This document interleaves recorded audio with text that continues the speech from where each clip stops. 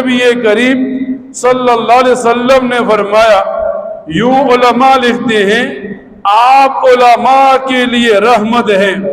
حدیث کی کتابوں میں یوں آتا ہے، نبی کریم صلی اللہ علیہ وسلم فرماتے ہیں علماء انبیاء کے وارث ہیں، باپ مرتا ہے بیٹا وارث بنتا ہے، باپ مرتا ہے بیٹی وارث مرتی ہے، لیکن جب نبی دنیا سے پردہ فرماتا ہے تو عالم وارث بنتا ہے۔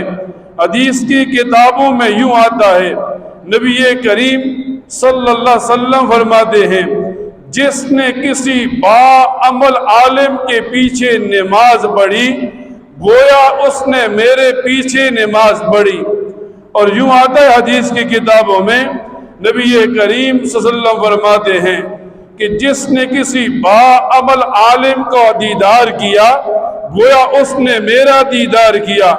اتنی بڑی فضیلت بتا کر دنیا کے انسان کو بتا دیا کہ تو عالم کی عزت کر، کیونکہ یہ نبی کا وارث ہے جو تیرے دین کا محافظ بنا کھڑا ہے۔ پھر حدیث کی کتابوں میں یوں آتا ہے، نبی کریم صلی اللہ علیہ وسلم تاجر کے لیے رحمت ہیں۔